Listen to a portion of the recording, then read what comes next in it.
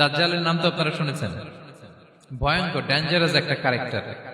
পৃথিবীর শুরু থেকে শেষ পর্যন্ত এর চেয়ে বড় ফিতনা আসেনি, আসবেও না। দাজ্জালের ফিতনা। সে তার এক চোখ থাকবে, আরেক চোখ এরকম বন্ধ থাকবে। এখানে লেখা থাকবে কাফারা।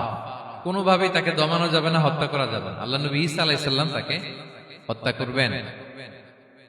তো যে ব্যক্তি সূরা কাহাফ তেলাওয়াত করবে, সূরা কাহাফের প্রথম 10 আয়াত বিশেষ করে মুখস্থ রাখবে, আল্লাহ তাআলা উসিমা মিন ফিতনাতিদ দাজ্জাল, দাজ্জালের ফিতনা থেকে তাকে বাঁচাবেন।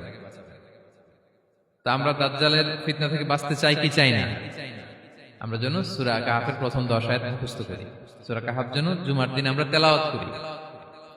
So now the question arises, what is the relationship of Suratul Kahf with Dajjal? দাজ্জালের সাথে সূরা কাহাফের রিলেশনটার কারণ কি?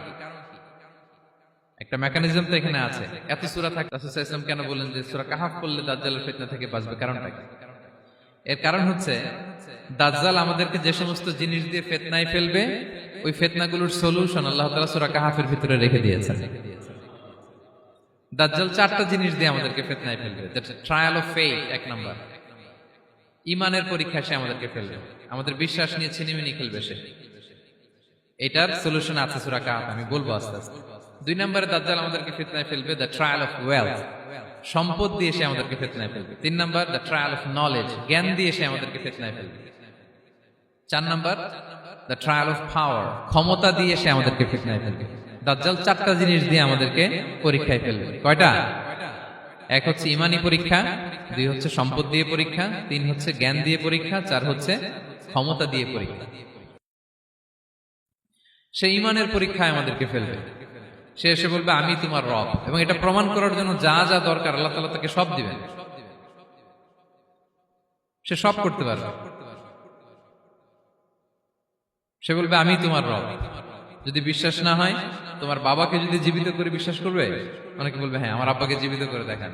তো তার বাবাকে ঠিকই সে জীবিত করে ফেলবে। আসলে শয়তান তার বাবার সূরত নিয়ে সামনে দাঁড়াবে। আরে তাই তো, এটাই তো আমার বাবা, এটাই তো আমার দাদা।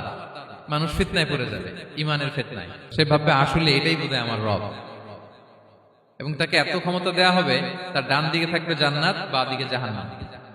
তার কাছে আল্লাহ এটা দিবে।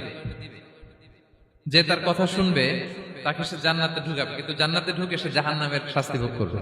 এটা তার বাইরের মানুষ বুঝবে না, অ্যাপারেন্টলি এটা জান্নাত। আর যে তাকে মানবে না তাকে সে জাহান্নামে ফেলবে, কিন্তু জাহান্নামে ঢুকলেও সে জান্নাতের নাজ নেয়ামত ভোগ করবে। তাহলে এই যে ঈমানের ফিতনায় সে ফেলে দিবে আমাদেরকে। তো ঈমান কি করে বাঁচাবো, এটা সলিউশন আমি শোনাবো আপনাদের।